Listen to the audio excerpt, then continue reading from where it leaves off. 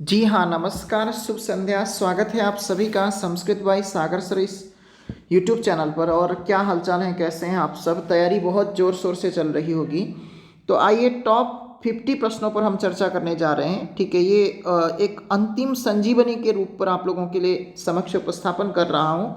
और सुबह से इस विभाग में लगा हुआ था, अब कंप्लीट कर पाया हूँ क्योंकि नेटवर्क नहीं था, लाइट नहीं थी, और जो वो लैपटॉप वगैरह थे तो उसमें चार्ज ना होने की वजह से मैं सोच रहा था कि 3 बजे तक इसको अपलोड कर दूं, लेकिन हो नहीं पाया। ठीक है, जब भी आपको समय मिलता है आपके साथ हमेशा जुड़ने का प्रयास करता हूं। ठीक है, तो आइए स्टार्ट करते हैं। निम्नलिखित में से कौन सा उदाहरण स्तुत्व संधि का नहीं है? ध्यान रखिएगा, स्तुत्व संधि की बात करें तो सबसे पहले इसको नोट करिएगा, ये ट्रिक है। ठीक है, जहां पर आपको मूर्धन्य ये जो तालव्य शकार दिखे, ठीक है, और जहां पर डबल च आपको दिखाई पड़े, जहां पर डबल ज आपको दिखाई पड़े, तो यहां पर समझ लीजिएगा कि स्तुत्व संधि है। बालकश्चेते स है, गजस चलति यहाँ पर भी स है। ठीक है, और यहाँ पर देखिएगा कश्चित, यहाँ पर भी स है। ठीक है, तो यहाँ देखिएगा तो ये जो उड्डयनम है, इसमें यहाँ पर स्तुत्व संधि का प्रयोग हुआ है, ये इसका उदाहरण नहीं है। तो उड्डयनम यहाँ पर स्तुत्व संधि है, यहाँ पर स्तुत्व संधि है। ठीक है, इसी तरह से स्तुत्व संधि के संदर्भ में भी हम लोगों को थोड़ी सी जानकारी रखनी चाहिए कि जहाँ पर मूर्धन्य सकार हो, जहाँ पर डबल ट हो, और जहाँ पर डबल ड हो, तो ऐसे में यहाँ पर, या फिर जहाँ पर न हो, तो ऐसे में आपको समझना चाहिए कि यहाँ पर स्तुत्व संधि का प्रयोग हुआ है। सी इसका राइट आंसर होगा। अगले सवाल की तरफ बढ़ते हैं। नेक्स्ट सवाल को देखिएगा क्या कहता है। युष्मत् शब्द द्वितीय एक वचन में रूप बनता है। युष्मत् शब्द अस्मत् और युष्मत् शब्द में वैकल्पिक रूप बनता है। युष्मत् शब्द में अस्मत् का मतलब होता है मैं, और युष्मत् का मतलब होता है तुम। ठीक है, तो यहाँ पर द्वितीय एक वचन की का रूप पूछ रहा है, तो त्वाम और त्वा, तुभ्यम और ते, तव और ते, या फिर उपयुक्त सभी। तो यहाँ पर हम बात करें युष्मत् शब्द की, तो युष्मत् शब्द का देखिएगा त्वाम और त्वा रूप बनता है द्वितीय एक वचन में, और चतुर्थी एक वचन में बनता है तुभ्यम और ते, और षष्ठी एक वचन में बनता है तव और ते। ध्यान रखिएगा। ठीक है, अगले सवाल की तरफ बढ़ते हैं। थर्ड सवाल को देखिएगा क्या कहा जा रहा है। विशेषण विशेष्य की दृष्टि से कौन सा वाक्य गलत है? सुंदर बालक, यानी बालक यहाँ पर पुल्लिंग है, इसलिए यहाँ सुंदर शब्द का प्रयोग किया है, इसलिए बिल्कुल सही है। और सुंदरम वनम, वनम शब्द नपुंसक लिंग का है, इसलिए यहाँ इसका विशेषण भी नपुंसक लिंग का रखा गया है, ये भी शब्द बिल्कुल सही है। और सुंदरी महिमा, महिमा शब्द इसमें इमनिच प्रत्यय का प्रयोग हुआ है, और महिमा शब्द में हमेशा ये शब्द जो है पुल्लिंग में प्रयुक्त होता है, और यहाँ इसका जो विशेषण दिया गया है ये स्त्रीलिंग का है, इसलिए यहाँ पर ये वाक्य क्या है, गलत है। इसलिए आपका आंसर क्या होगा, सी इसका राइट आंसर हो जाएगा। नेक्स्ट सवाल की तरफ बढ़ते हैं। फोर्थ क्वेश्चन को देखिएगा। एधी रूप बनता है अस धातु लोट लकार मध्यम पुरुष एक वचन में, और दा धातु लोट लकार मध्यम पुरुष एक वचन में, हन धातु लोट लकार मध्यम पुरुष एक वचन में, इण धातु लोट लकार मध्यम पुरुष एक वचन में। ध्यान रखिएगा, ये जो एधी रूप जो बनता है अस धातु के लोट लकार मध्यम पुरुष एक वचन में बनता है एधी रूप। दा धातु लोट लकार मध्यम पुरुष एक वचन में देही रूप बनता है। ठीक है, इसी प्रकार से हन धातु लोट लकार मध्यम पुरुष में जही रूप बनता है। ध्यान रखिएगा इस बात को। ठीक है, जही रूप बनता है। इण धातु में एही रूप बनता है। तो जहां पर भी ही आपको दिखाई पड़े तो ये समझ लीजिएगा कि मध्यम पुरुष एक वचन का है। किस लकार का? लोट लकार का। बहुत ही महत्वपूर्ण सवाल। अगले सवाल की तरफ बढ़ते हैं। नम धातु लिट लकार प्रथम पुरुष एक वचन में रूप बनेगा। नम धातु का लिट लकार प्रथम पुरुष एक वचन में पूछा है। नमिष्यति, नमस्यति, नमीशयति और नमस्यसि प्रथम पुरुष एक वचन में पूछा है, तो इसलिए सी वाला तो होगा नहीं। ठीक है, या तो ती वाला ही रूप होंगे, तो नमिष्यति नहीं बनता है, नमीशयति भी नहीं बनता है, तो रूप बनता है नमस्यति। नमति का मतलब होता है नमन करता है या फिर प्रणाम करता है। ठीक, अगले सवाल की तरफ बढ़ते हैं। सूर्योष्मा पद में संधि कौन सी है? आपसे सवाल पूछा जा रहा है सूर्योष्मा की बात करें तो सूर्यधन उष्मा, ठीक है, उष्मा, इसका यहाँ पर विच्छेद होगा। अ के बाद में, अ या आ के बाद में उ या दीर्घ उ होने पर यहाँ पर इन दोनों के मध्य में ओ गुण होता है, ठीक है, गुण होता है, इसलिए यहाँ पर जो संधि होगी वो गुण संधि होगी और इसका सूत्र क्या है, आद गुणः इसका सूत्र है, ठीक है। नेक्स्ट सवाल की तरफ बढ़ते हैं, ठीक है।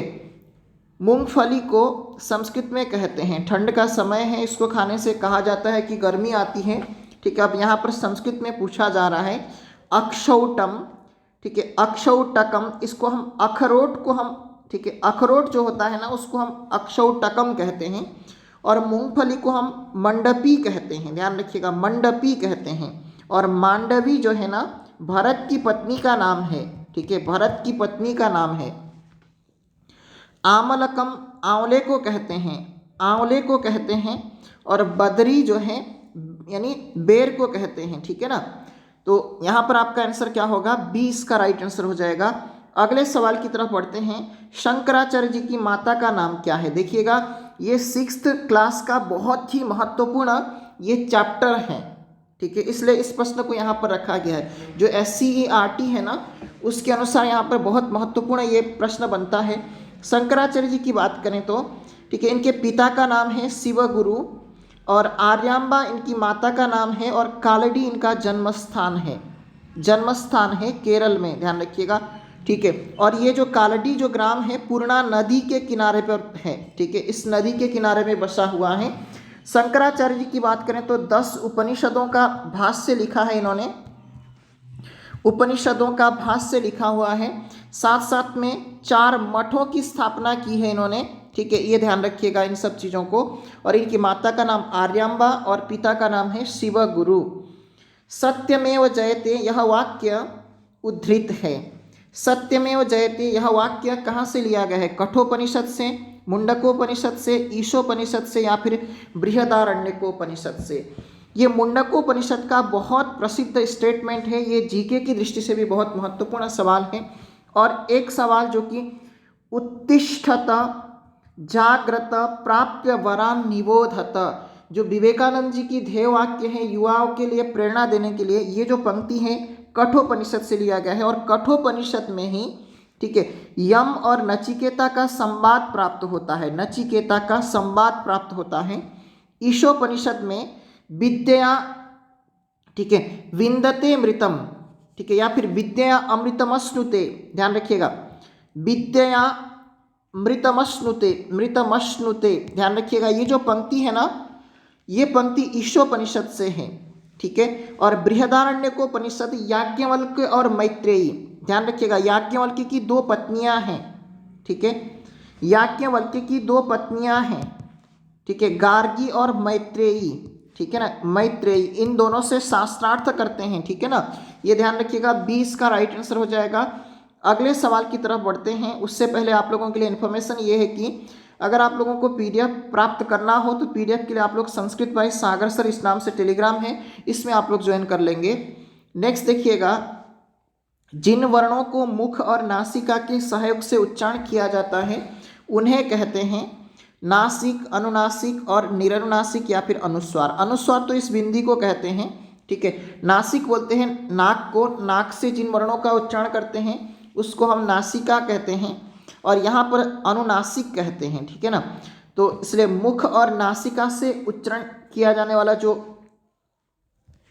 वर्ण होते हैं वो अनुनासिक कहते हैं। और अनुनासिक संज्ञा करने वाला सूत्र कौन सा है, मुखना शिका वचनो, सिका वचनो अनुनासिकः, ठीक है, अनुनासिकः, ये यहाँ पर इसका सूत्र है अनुनासिक संज्ञा करने वाला। और अनुस्वार की बात करें तो अनुस्वार संधि है, मोनुस्वार, इस सूत्र के द्वारा अनुस्वार संधि का विधान किया जाता है। अगले सवाल की तरफ बढ़ते हैं, अधोलिखित में से कौन सा वर्ण संयुक्त व्यंजन नहीं है। संयुक्त व्यंजन की बात करें तो क्ष, त्र, है ना, और ज्ञ, ये जो 3 हैं इनकी बात करें तो ये जो है आधा क और श और अ के योग से बना हुआ है क्ष, और इसी प्रकार से आधा ज और य और अ के योग से बना हुआ है ये जो ज्ञ है। आधा त और र और अ के योग से बना हुआ है ये त्र। इसके अतिरिक्त जो री है ये स्वर है, ये व्यंजन नहीं है, ध्यान रखिए इस चीज को। और ऋकार का दीर्घ रूप नहीं होता है, दीर्घ नहीं होता है, इसको भी नोट करिएगा अच्छे से, ठीक है। जय जय हे भगवती सुर भारती, इसमें से कौन सा पद संबोधन का है, ठीक है। यहाँ पर ये जो भगवती पद है ना, भगवती, ठीक है, ध्यान रखिएगा इसको। भगवती पद की बात करें तो भगवती, ये देखिएगा भगवान शब्द का स्त्रीलिंग में भगवती पद बनता है और भगवान शब्द में मतुप प्रत्यय का प्रयोग हुआ है। किसका? मतुप प्रत्यय का प्रयोग हुआ है, ध्यान रखिएगा, ठीक है। तो इसलिए भगवती शब्द का जितने भी दीर्घ इकारांत शब्द होते हैं, जैसे नदी शब्द है, पार्वती शब्द है, ठीक है, द्रौपदी शब्द है, इन सभी के जो संबोधन में एक वचन में जो रूप बनता है वो नदी बनता है, नदी बनता है, ठीक है ना। तो इसी प्रकार से यहाँ पर ये जो भगवती पद है यहाँ पर क्या है? संबोधन का है, इसलिए आपका आंसर क्या होगा? सी इसका राइट आंसर हो जाएगा। अगले सवाल की तरफ बढ़ते हैं। गई धातु से यत प्रत्यय करने पर रूप बनता है, गायती रूप बनता है, गायती यानी गाता है, ठीक है, गई धातु का, ठीक है, गाना मतलब गाना, गुनगुनाना, गायन करना, ठीक है। गई धातु से यत प्रत्यय करने पर गायम बनेगा, गय्यम बनेगा या फिर गेयम या गोयम। तो यहाँ पर इसका जो राइट आंसर होगा वो यहाँ पर क्या होगा? गेयम इसका राइट आंसर हो जाएगा, सी। अगले सवाल की तरफ बढ़ते हैं। कौन सा युग्म गलत है? कौन सा युग्म गलत है, यहाँ पर आपसे सवाल पूछा जा रहा है। मत कुणः, ये खटमल को कहते हैं, ये बिल्कुल सही है। पिपीलिका चींटी को कहते हैं, कपोतः कबूतर को कहते हैं, काकः कौवे को कहते हैं, न कि कोयल को, ध्यान रखिएगा इसको। काकः का मतलब कौआ, ठीक है, और यहाँ पर कोयल को हम क्या कहते हैं? पिकः कहते हैं, पिकः का मतलब कोयल, ठीक है। एक पंक्ति आपने सुनी होगी, काकः कृष्णः पिकः कृष्णः कोभेद पिककाकयोः, कहा कि कौवे भी काला है और कोयल भी काली है, इन दोनों के मध्य में क्या भेद है, ठीक है, ये प्रश्न है। त आधा देखिएगा, त प्रत्यय के संदर्भ में कौन सा कथन गलत है? इस प्रत्यय का प्रयोग भूतकाल में किया जाता है, बिल्कुल सही है। क्रिया अर्थ में प्रयोग किया जा सकता है, बिल्कुल सही है। विशेषण के रूप में भी इस प्रत्यय का प्रयोग संभव है, बिल्कुल सही है। तो इसलिए उपयुक्त सभी कथन यहाँ पर क्या है? सही है, डी इसका राइट आंसर हो जाएगा। कल भी आपको बताया था त और तवतु प्रत्यय, ठीक है, इन दोनों की बात करें तो त प्रत्यय का प्रयोग भाववाच्य और कर्मवाच्य में होता है, लेकिन ध्यान रखिएगा तवतु प्रत्यय का प्रयोग हम केवल कर्तृवाच्य में ही करते हैं, इसको नोट करेंगे, और इन दोनों की संज्ञा निष्ठा होती है। अगले सवाल की तरफ बढ़ते हैं। कहा कि प्रत्यक्ष विधि में शिक्षण का माध्यम होता है एक भाषा से दूसरी भाषा में, संस्कृत का इंग्लिश में, संस्कृत को हिंदी में, या फिर उसी भाषा में जिस भाषा में विषय होता है। तो यहाँ पर इसका जो राइट आंसर हो जाएगा, डी इसका राइट आंसर हो जाएगा, क्योंकि आप जिस भाषा का अध्यापन करा रहे हैं उसी भाषा में कक्षा का संप्रेषण होना चाहिए, यही प्रत्यक्ष विधि कहते हैं। इसी को हम निर्बाध विधि के नाम से भी जानते हैं, निर्बाध विधि के नाम से भी हम जानते हैं। 17वें सवाल पर आइए। दृश्य धातु से सत्री प्रत्यय करने पर रूप बनता है। दृश्य धातु, दृश्यन, पश्यन, दर्शन, दर्शितन, बताइएगा यहाँ पर क्या होगा? तो यहाँ पर ये जो रूप बनता है पश्यन बनेगा, क्योंकि दृश्य धातु को पश्य आदेश होता है, ठीक है। तो इसी प्रकार से पा धातु का अगर आपसे सत्री प्रत्यय लगने पर रूप क्या पूछेगा तो क्या बताएंगे? पिबन रूप बनेगा। स्था धातु का अगर आपसे पूछा जाए तो तिष्ठन बनेगा, ध्यान रखिएगा, पुल्लिंग में तिष्ठन, ठीक। तो इसी प्रकार से यहाँ पर आपका आंसर बी हो जाएगा राइट। अगले सवाल की तरफ बढ़ते हैं। कहा कि महाकवि कालिदास द्वारा रचित ऋतु संहारम कहलाता है महाकाव्य, खंड काव्य, गीति काव्य और नाटक। तो यहाँ पर हम बात करें तो कालिदास के संदर्भ में दो महाकाव्य हैं, रघुवंशम और कुमार संभव, इसको हम, ठीक है, इसको हम क्या मानते हैं? महाकाव्य मानते हैं। और खंड काव्य की बात करें तो खंड काव्य भी दो हैं, ठीक है। ये खंड काव्य की बात करें तो खंड काव्य भी दो हैं, वो क्या क्या, तो ठीक है, यहाँ पर मेघदूतम और साथ साथ में ऋतु संहारम, ये दो खंड काव्य हैं। और नाटक कालिदास के 3 नाटक हैं, तो यहाँ पर आपका आंसर बी हो जाएगा, राइट। ठीक है, ऋतु संहारम ये यहाँ पर खंड काव्य होता है और कालिदास की प्रथम रचना है। ठीक है, कालिदास की प्रथम रचना है। ठीक है, प्रथम रचना है। कालिदास संस्कृत जगत के बहुत प्रसिद्ध कवि हैं। ठीक, किस प्रत्याहार में सभी स्वर आते हैं? अल में, अच में, अट में या फिर अम में? यहाँ अल की बात करें तो अल में देखिएगा वर्णमाला के सभी वर्ण आते हैं। वर्णमाला के सभी वर्ण यहाँ पर अल प्रत्याहार में आते हैं। अच में, ठीक है, वर्णमाला के सभी स्वर समावेश किए जाते हैं, इसलिए आपको ध्यान रखना है, बी इसका राइट आंसर हो जाएगा। अगले सवाल की तरफ बढ़ते हैं। कहा कि साधु और असाधु के प्रयोग होने पर विभक्ति होती है, सप्तमी विभक्ति होती है, और सप्तमी विभक्ति अधिकरण कारक में हो, अधिकरण कारक के संदर्भ में हम सप्तमी विभक्ति का प्रयोग करते हैं। साथ साथ में, ठीक है, स्नेह धातु का प्रयोग हो, स्नेह का प्रयोग हो, तो वहाँ हम सप्तमी विभक्ति का प्रयोग करते हैं। निर्धारण अर्थ में, निर्धारण अर्थ में षष्ठी और सप्तमी दोनों विभक्तियों का प्रयोग होता है, इसको ध्यान रखिएगा विशेष रूप से।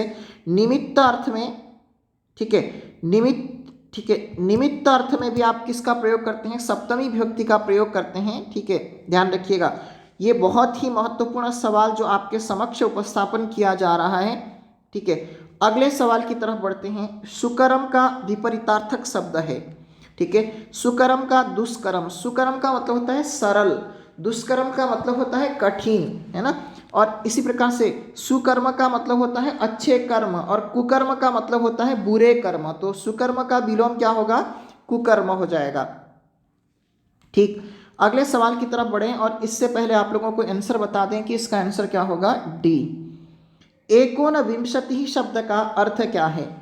एकोनविंशति, यहाँ पर विसर्ग छूट गया है। ठीक है, इसका अर्थ होगा 21, 19 और 51 या फिर 91, इनमें से क्या होगा? देखिएगा, एकोनविंशति की बात करें तो यहाँ पर एक विंशति अगर कहा जाता तो तब यहाँ पर आपका क्या होता? 21 होता, है ना। तो एकोनविंशति का मतलब 1 कम 20, है ना, तो इसका मतलब 19। और 1/50 अगर कहा जाता तो यहाँ पर तब आपका क्या होता? 51 होता। और यहाँ पर 1/90 अगर कहा जाता तो तब यहाँ पर 91 होता, ध्यान रखिएगा। ठीक है, बहुत ही महत्वपूर्ण सवाल है। पंचतंत्र के रचयिता कौन है? पंचतंत्र की बात करें तो विष्णु शर्मा इसके कर्ता हैं। ठीक है, नारायण पंडित की रचना का नाम क्या है? हितोपदेश है। ठीक है, और गुणाढ्य की रचना का नाम क्या है? बृहत कथा।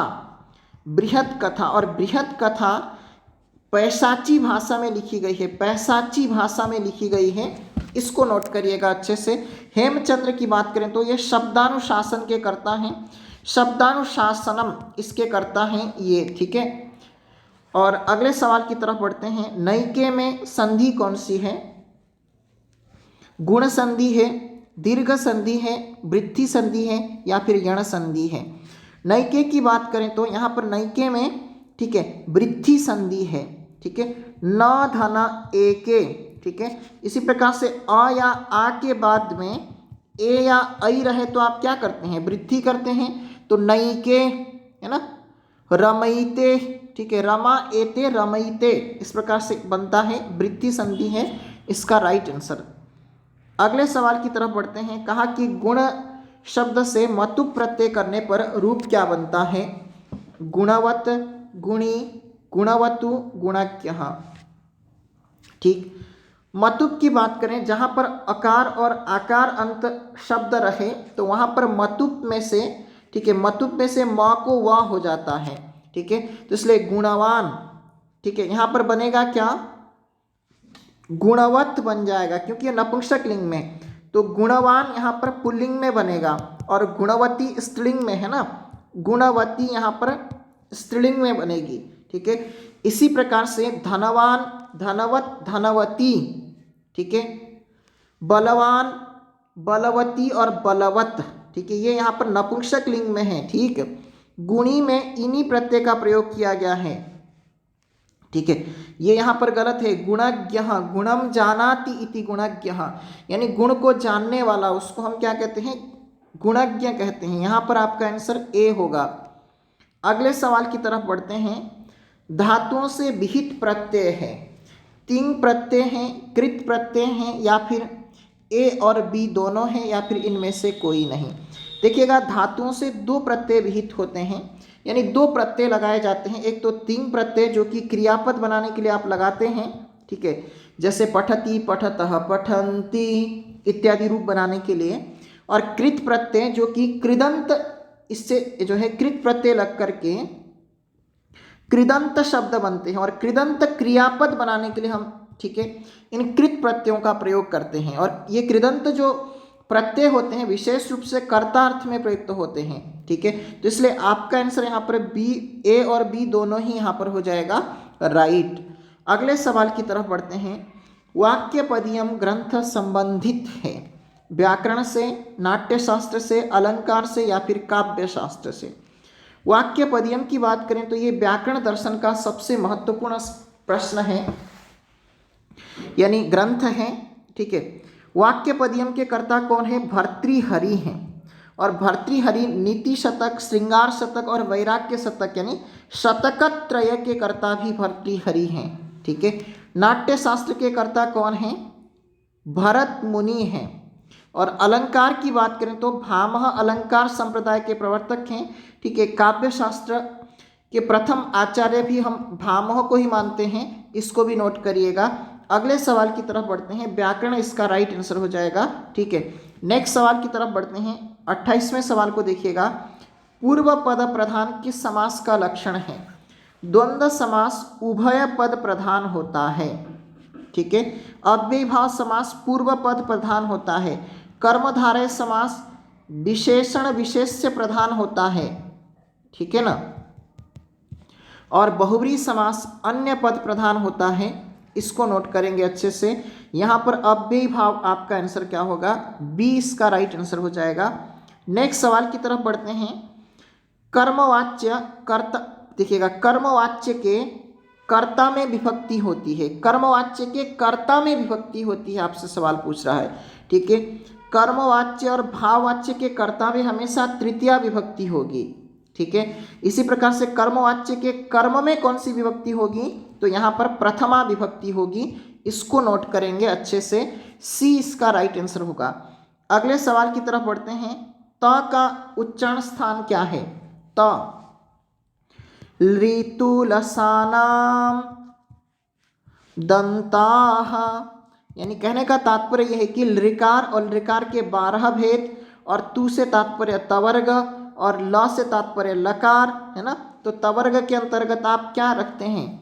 त को रखते हैं, इसलिए आपका आंसर सी हो जाएगा राइट। उच्चारण स्थान कितने हैं? तो 8 उच्चारण स्थान बताएंगे। अगर उच्चारण स्थान के प्रकार अगर आपसे पूछता है तो कहा कि संस्कृत में के लिए अर्थ में प्रयुक्त होने वाला प्रत्यय क्या है? तो के लिए इस अर्थ में आप तुमुन प्रत्यय का प्रयोग करते हैं। तरफ की बात करें तो दो में से किसी एक को श्रेष्ठ दिखलाने के लिए, दो में से किसी एक को श्रेष्ठ दिखलाने के लिए आप तरफ प्रत्यय का प्रयोग करते हैं, ठीक है। सानच प्रत्यय आत्मने पद में ही प्रयुक्त होता है, लेकिन क्रिया की निरंतरता लट लकार के स्थान पर आप करते हैं, ठीक है। त्वा प्रत्यय, ठीक है, करके इस अर्थ में आप करते हैं, और त्वा प्रत्यय के स्थान पर ही आप क्या करते हैं? ठीक है, ल्यप प्रत्यय का प्रयोग करते हैं। ध्यान रखिएगा, इसके स्थान पर ल्यप प्रत्यय का प्रयोग होता है, ठीक है। कब? जब शब्द या धातु से पहले उपसर्ग रहे, यूं समझ लीजिएगा इसको, ठीक है। तो यहां पर तुमुन इसका राइट आंसर हो जाएगा सी। अगले सवाल की तरफ बढ़ते हैं। द्वंद्व समास विधायक सूत्र कौन सा है?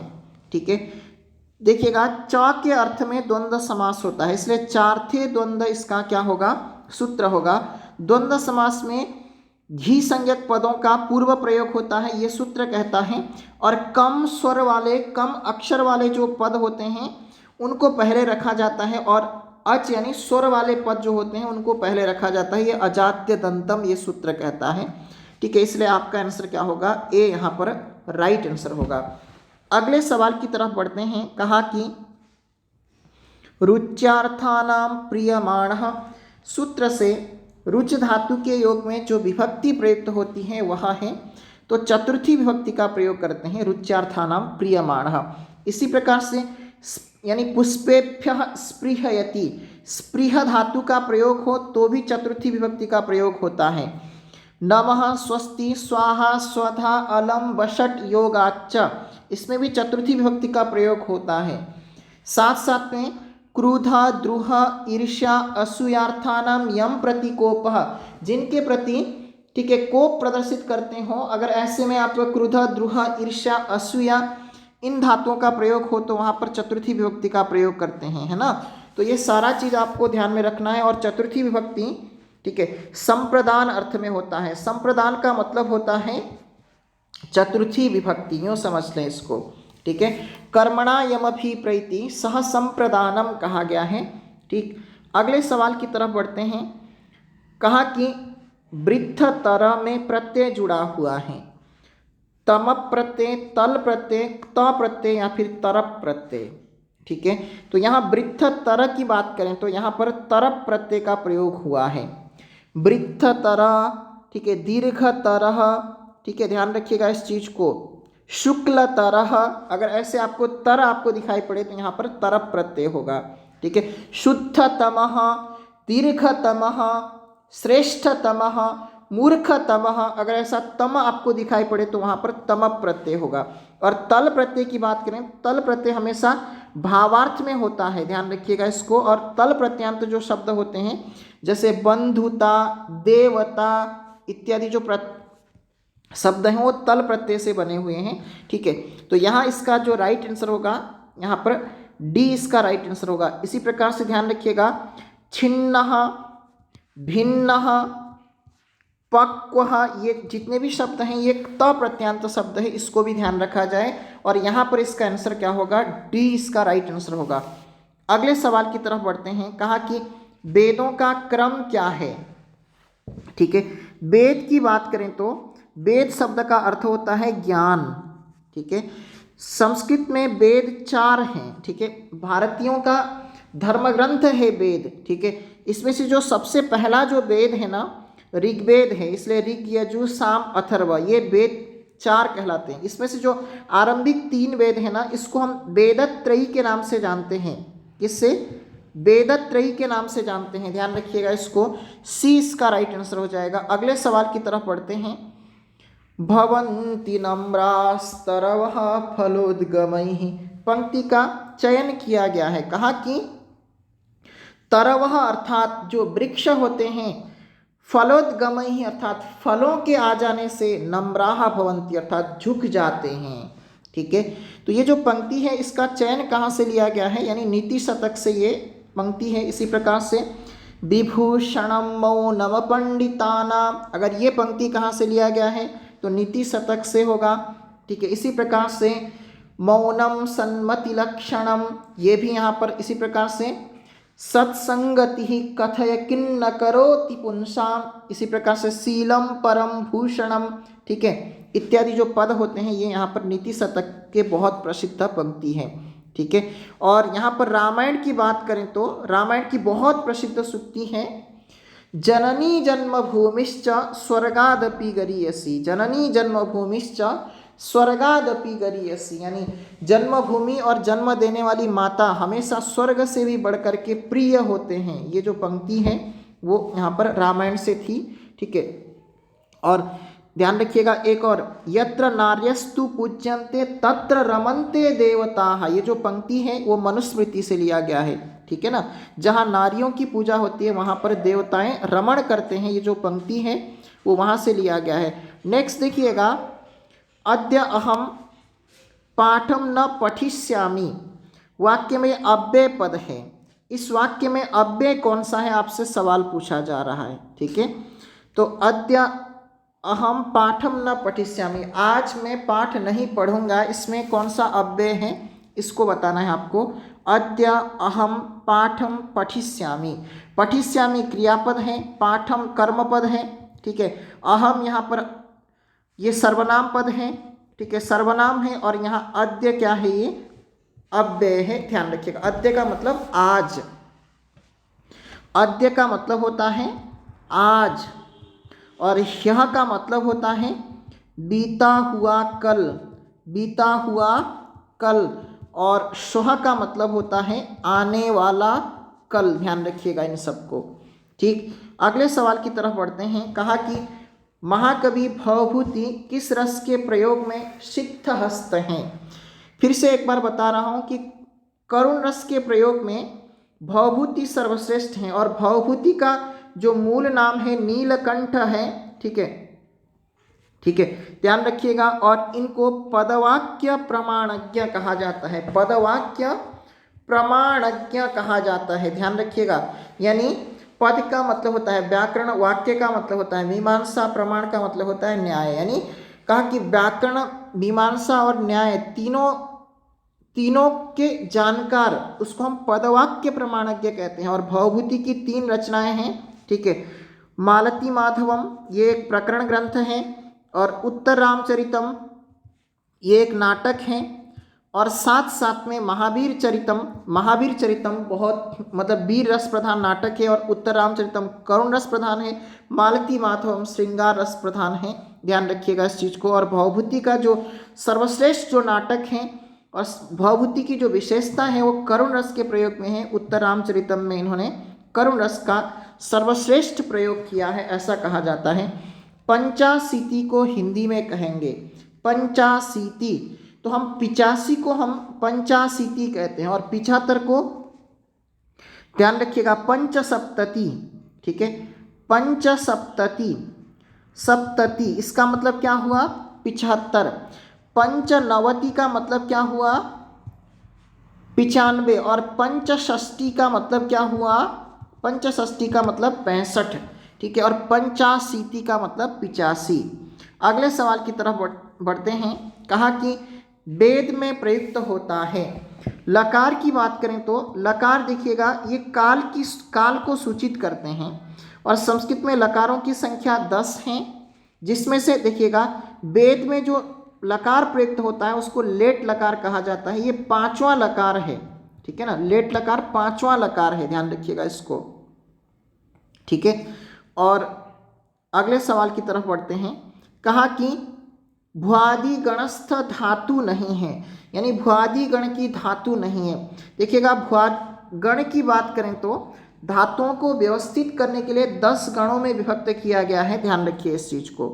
भुआदि गण पहला गण है, ये प्रथम गण है, और चुरादि गण, ये जो चुरादि गण है ये अंतिम गण है। ठीक है ना, तो ये जो भू धातु इस गण की पहली धातु होने के कारण से भुआदि गण इसको नाम दिया गया है।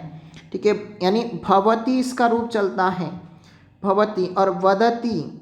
ठीक है, और गच्छति, और यहाँ पर लिखति, लिखति। ये जो लिख धातु है ना ये इस गण की नहीं, ये तुदादि गण की धातु है। ठीक है, लिख धातु तुदादि गण की है, तुदादि गण की। ठीक है, सबसे छोटा जो गण है वो तनादि गण है। ठीक है, तनादि गण है जिसमें केवल 10 ही धातुएं हैं। ठीक है, अगले सवाल की तरफ बढ़ते हैं, तो लिख इसका राइट आंसर हो जाएगा। नेक्स्ट सवाल की तरफ बढ़ते हैं। घी संज्ञा होगी, ठीक है, यहाँ पर नहीं होगी लिखा हुआ है, घी संज्ञा होगी। इन तीनों की तो यहाँ पर देखिएगा इनकी नदी संज्ञा होती है। ठीक है, ये जो कवि शब्द है इसकी घी संज्ञा होगी, डी इसका राइट आंसर हो जाएगा। शेषो घ्या सखी इस सूत्र के द्वारा, शेषो घ्या सखी इस सूत्र के द्वारा रस्व इकारांत और रस्व उकारांत पुल्लिंग शब्दों की यहाँ पर क्या होती हैं, घी संज्ञा होती है, इसलिए आपका आंसर डी हो जाएगा और राइट। ठीक है, पीडीएफ के लिए आपको करना क्या है, संस्कृत बाय सागर सर इस नाम से टेलीग्राम है, इसमें आप लोग ज्वाइन कर लेंगे।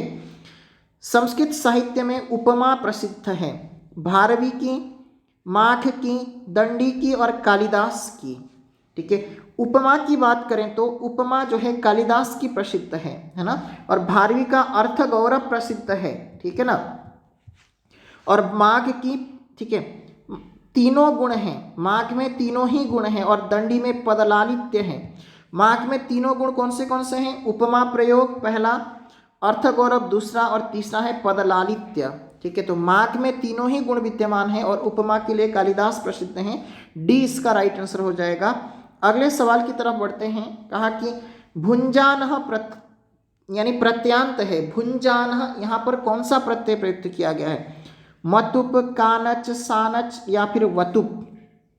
ठीक है, भुंजानः यहाँ पर सानच प्रत्यय का प्रयोग हुआ है। इसी प्रकार से कुर्वाणः, ध्यान रखिएगा विशिष्ट पद हैं।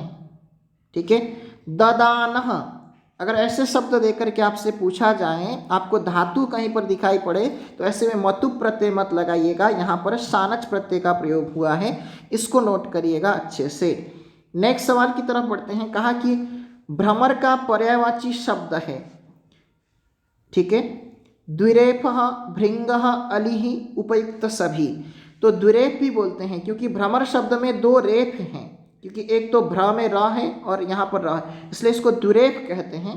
भृंगः भी कहते हैं और अली भी कहते हैं, तो इसलिए आपका आंसर क्या हो जाएगा? डी यहाँ पर राइट आंसर होगा। अगले प्रश्न को देखिएगा, क्या कहा जा रहा है? तीनों लिंगों में समान रूप रहता है। पंच, त्रि, चतुः, एकम।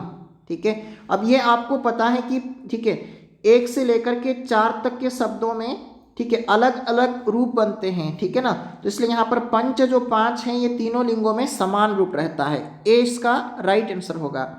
अगले सवाल की तरफ बढ़ते हैं। कहा कि तेन सुप्यते किस वाच्य का वाक्य है? तेन सुप्यते, केन सुप्यते। ठीक है, तो यहाँ पर ये भाववाच्य का वाक्य है। ठीक है ना, डी इसका राइट आंसर होगा। अगले सवाल की तरफ बढ़ते हैं। कहा कि भाषा शिक्षण करते हुए गद्य शिक्षण का प्रमुख उद्देश्य है अभिव्यक्ति कौशल का विकास। अभिव्यक्ति कौशल का विकास करना। अभिव्यक्ति कौशल कौन से हैं? ठीक है, भाषण और लेखन, सौंदर्य अनुभूति जगाना और संस्कार एवं चरित्र शिक्षण करना। ठीक है, ये सभी यहाँ पर इसका राइट आंसर हो जाएगा डी। ठीक, नेक्स्ट सवाल की तरफ बढ़ते हैं। कहा कि श्री कृष्ण द्वारा अर्जुन को प्रदत्त गीता का उपदेश महाभारत के किस पर्व में उल्लेखित हैं?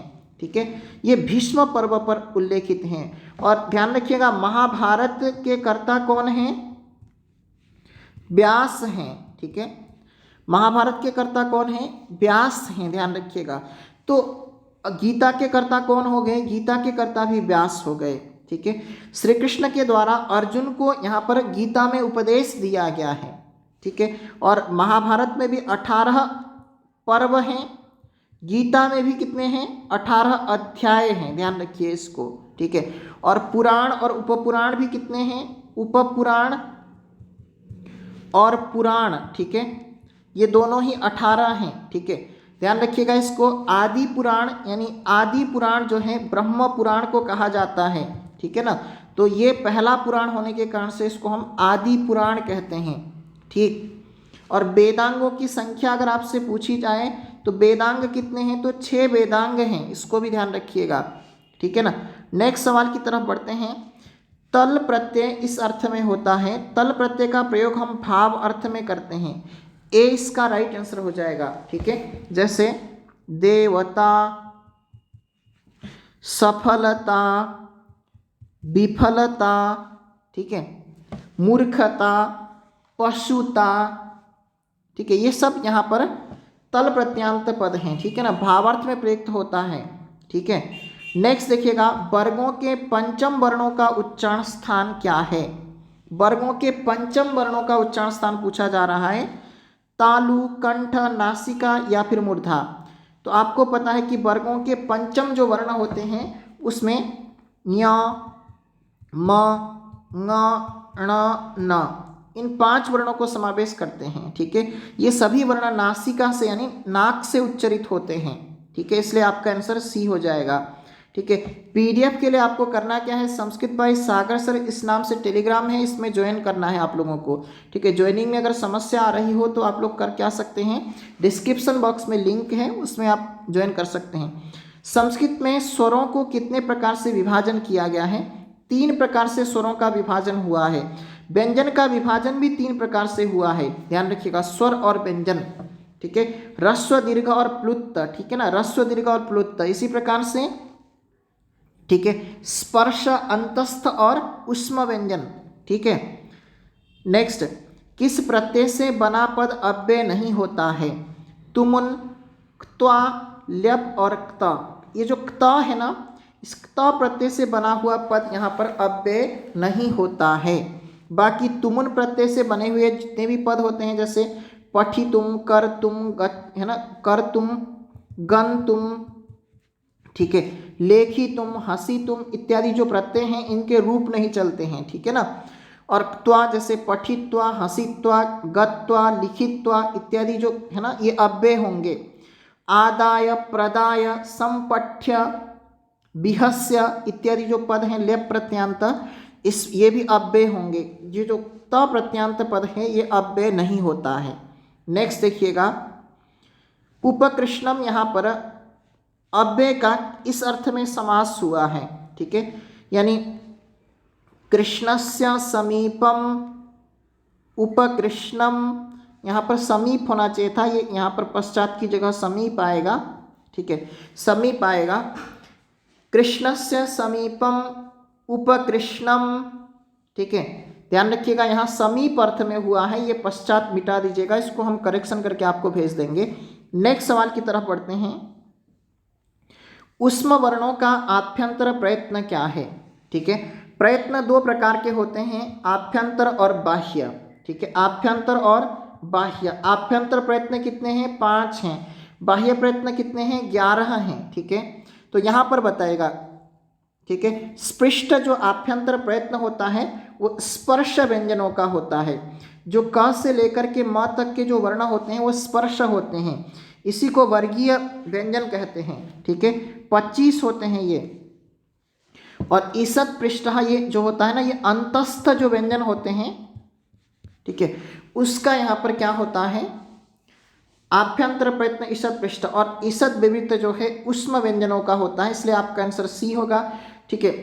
और रस्वस्य अकारस्य प्रयोग संवृत्तम कहा गया है, ए इसका राइट आंसर हो जाएगा, सॉरी सी इसका राइट आंसर हो जाएगा। और अकार के प्रयोग में संवृत्त होता है, इसको भी ध्यान रखिएगा। ओदनम भुंजानो विषम भुंगते, यानी चावल खाता हुआ विष का भी भोजन, विष भी खा लेता है। यह उदाहरण किस सूत्र का है? रुच्यार्थानां प्रियमाणः, ठीक है, हरे रोचते भक्ति, ठीक है, ये इसका उदाहरण है। और तथा युक्तम चानिप्सितम, इसके 2 उदाहरण हैं इस सूत्र के। एक तो ओदनम भुंजानो विषम भुंगते, दूसरा है ग्रामम गच्छन् तृणम स्पृशति, तृणम स्पृशति, ठीक है। ये ध्यान रखिएगा, ये दोनों ही उदाहरण तथा युक्तम चानिप्सितम इस सूत्र का है। भीत्रार्थानाम भय हेतु, ठीक है, यानी भी अर्थात बिभेति और त्रयी अर्थात रक्षति, यानी रक्षति, ठीक है। ध्यान रखिएगा, इन दोनों धातुओं के योग में पंचमी विभक्ति का प्रयोग होता है। हेतु यानी हेतु अर्थ में तृतीया विभक्ति का प्रयोग करते हैं, इसको भी ध्यान रखिएगा। अगले सवाल की तरफ बढ़ते हैं। शिवराज विजयम ग्रंथ को इस विधा का माना जाता है? आख्यायिका, नीति कथा, उपन्यास और लोक कथा। सबसे पहले शिवराज विजय की बात करें तो ये संस्कृत साहित्य का प्रथम उपन्यास है। क्या है ये? उपन्यास है। और इसी प्रकार से संस्कृत साहित्य का जो प्रथम आख्यायिका है वो यहाँ पर हर्षचरितम है। हर्षचरितम आख्यायिका एक विधा है जो कि गद्य काव्य के अंतर्गत आता है, इसको भी ध्यान रखिएगा, ठीक है। तो यहाँ पर सी इसका राइट आंसर हो जाएगा। शिवराज विजय के कर्ता कौन है? अंबिका दत्त व्यास हैं। अंबिका दत्त व्यास हैं, इसको नोट करिएगा आप लोग अच्छे से। नेक्स्ट सवाल की तरफ बढ़ते हैं। सूक्तियों को रचनाकारों के साथ में सुमेलित करना है आप लोगों को। बरम विरोधोपि समम महात्म भी कहा कि, यानी कहने का बड़ों से विरोध करना उचित है, इस प्रकार का यहाँ पर बताया, ठीक है। सताम सद्भिः संगः कथमपि हि पुण्ये न भवति, कहा कि सज्जनों का सज्जनों के साथ में जो संसर्ग है वो किसी भी प्रकार के पुण्य के कारण ही होता है। कहा कि कौन ऐसा है जो अग्नि से जलना चाहता है, और कहा कि न्याय के मार्ग से कभी भी जो धैर्यशाली लोग होते हैं वो भटकते नहीं हैं। इसलिए आप लोगों की तैयारी बहुत ज़बरदस्त है, डरने की कोई ज़रूरत नहीं है। ठीक है, ज़बरदस्त आप लोगों की तैयारी है, टेंशन मत लीजिएगा। कल देखना पेपर की ऐसी तैसी करके आओगे आप लोग। ठीक है, ये यहाँ पर भर्तृहरि का है, और ये यहाँ पर हम बात करें तो ये कालिदास की है, और बरम विरोधोपि समम महात्मा भी ये भारवी की है, और शताम सद्भिः संगा ये भवभूति की है। तो इस प्रकार से आपका आंसर यहाँ पर इस प्रकार से हो जाएगा, आपका राइट आंसर यहाँ पर ध्यान रखिएगा। ठीक है, ठीक है, हाँ 4 3 1 2 है ना, 4 3 1 2, तो ये आपका यहाँ पर सी इसका राइट आंसर हो जाएगा, ध्यान रखिएगा इसको। ठीक है, नेक्स्ट सवाल की तरफ बढ़ते हैं। लंग लकार किस काल का बोधक है? लंग लकार, ठीक है, लिट जो लकार है वो भविष्यत काल का बोधक है, और लट लकार की बात करें तो ये वर्तमान काल का, और यहाँ पर लंग लकार जो है भूतकाल का बोधक है। इसको नोट करेंगे अच्छे से। नेक्स्ट सवाल की तरफ बढ़ते हैं। अर्थ गौरव के लिए प्रसिद्ध हैं, भारवी जो है अर्थ गौरव के लिए प्रसिद्ध हैं। भारवेह अर्थ गौरवम, और भारवी की एकमात्र रचना क्या है? किरातार्जुनीयम है, किरातार्जुनीयम। और किरातार्जुनीयम में रस कौन सा है? तो वीर रस है, ध्यान रखिएगा। अर्जुन और द्रौपदी इसके नायक नायिका हैं, और 18 सर्ग इसमें हैं। कालिदास विरचित नाटक नहीं है, कालिदास की 3 नाटक हैं। ठीक है, 3 नाटक हैं। इसमें से देखिएगा ये जो स्वप्न वासव दत्तम है, ये स्वप्न वासव दत्तम भास की रचना है। ठीक है, भास का सर्वश्रेष्ठ रचना, जो कि अग्नि के समान, अग्नि के द्वारा जलाए जाने पर भी मतलब ये जला नहीं करके बताया जाता है। ठीक है, तो यहाँ पर इसका सी इसका राइट आंसर हो जाएगा। नेक्स्ट सवाल की तरफ बढ़ते हैं। महाकवि कालिदास की अनुपम कृति मेघदूतम है। ठीक है, ये यहाँ पर गीति काव्य है, ध्यान रखिएगा इसको, गीति काव्य या फिर इसको खंड काव्य के रूप में देखा जाए। यक्ष और यक्षिणी की प्रणय कथा है। संपूर्ण ग्रंथ मंदाक्रांता छंद में है, मंदाक्रांता छंद में है। ठीक है, श्रृंगार यानी विप्रलंब श्रृंगार है, वियोग श्रृंगार है। ठीक है, जिसको विप्रलंब श्रृंगार कहते हैं, ध्यान रखिए इस चीज को। डी यहाँ पर इसका राइट आंसर होगा। नेक्स्ट सवाल की तरफ बढ़ते हैं। कादम्बरी गद्य काव्य का नाटक है, नायक है। ठीक है, गद्य काव्य का नायक है, कादम्बरी का नायक आपसे पूछा जा रहा है। कादम्बरी बाणभट्ट की रचना है, बाणभट्ट की रचना है, ध्यान रखिएगा। तो चंद्रापीठ इसका यहाँ पर क्या है? नायक है। और शुकनास जो है चंद्रापीठ को, ठीक है, उपदेश देता है, और तारापीठ जो है चंद्रापीठ के पिता का नाम है, और जो है शुकनास जो है तारापीठ का मंत्री है। ठीक है ना, ध्यान रखिए इसको। अगले सवाल की तरफ बढ़ते हैं। कहा कि भाववाच्य में धातु से कृत्य संज्ञक प्रत्यय करने पर धातु का रूप होता है। नपुंसक लिंग बहुवचन में, कर्ता के अनुसार लिंग तथा वचन, कर्म के अनुसार लिंग तथा वचन, नपुंसक लिंग एक वचन में। हमेशा ध्यान रखिएगा नपुंसक लिंग एक वचन में ही रहेगा। ठीक है, इसको नोट करिएगा। ठीक है, भाववाच्य में। अगले सवाल की तरफ बढ़ते हैं। कहा कि संस्कृत शब्द का अर्थ नहीं है। शुद्ध, परिष्कृत, परिमार्जित, ये तीनों ही संस्कृत शब्द का अर्थ है। ज्ञान यहाँ पर ये वेद शब्द का अर्थ है, ध्यान रखिएगा। और इसी के साथ ये जो 65 प्रश्नों का जो संजीवनी सत्र था, हम यहीं पर विराम देते हैं। और क्लास कैसा लगा आप लोगों को जरूर कमेंट करके बताइएगा। ठीक है, और पीडीएफ अगर आपको चाहिए होगा तो संस्कृत बाय सागर सर इस नाम से टेलीग्राम है, इस पर आप लोग ज्वाइन करेंगे। ठीक है, क्लास को अधिक से अधिक शेयर कर दीजिएगा, क्योंकि आज ही लास्ट है, क्योंकि 23 तारीख को आपका कल पेपर है। तो इस वजह से जल्दी से इसको फास्ट में एक क्विक रिवीजन के तौर पर इसको मैं रिकॉर्ड किया हूँ। अभी के लिए फ़िलहाल इतना ही। धन्यवाद आप सबका। स्वस्थ रहिएगा, सुरक्षित रहिएगा। कल के लिए बहुत सारी शुभकामनाएं। माँ सरस्वती आप सभी को सफल बनाएं। ठीक है, हमेशा उन्नति के पथ पर आप लोग आगे बढ़ते जाएं। ठीक है, कल आप लोग बहुत ज़बरदस्त परफॉर्मेंस करके आएँ। अभी के लिए इतना ही। ठीक है, बाय बाय अभी।